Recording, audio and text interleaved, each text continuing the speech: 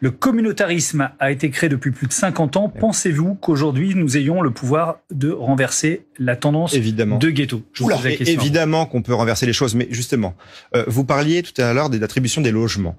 Les maires, faisons-leur confiance. Ils savent faire. Le problème, si on revient sur les questions, est-ce que vous pouvez répondre à la question? Mais c'est ce que je fais, monsieur. C'est ce que je fais. Les maires, justement, peuvent casser le communautarisme. Parce qu'aujourd'hui, on voit quoi? Moi, dans ma circonscription, j'ai la ville de Nîmes, qui a fait l'actualité très largement ces dernières semaines, ces derniers mois, malheureusement.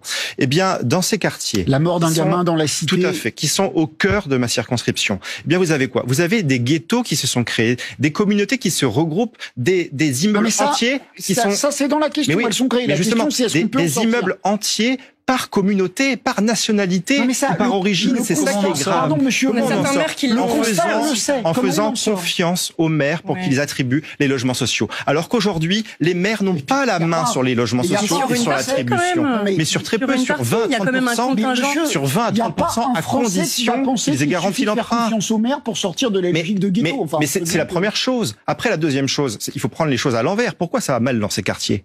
Pourquoi ça va mal? Parce qu'il y a de la sécurité.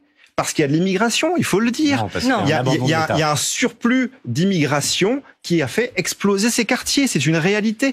Aujourd'hui, c'est un déficit d'intégration, monsieur. C'est pas un surplus d'immigration. C'est un déficit d'intégration. Mais le déficit d'intégration, il vient d'où? Il vient d'un surplus d'immigration, évidemment. Mais pas du tout. Aujourd'hui, quand vous avez...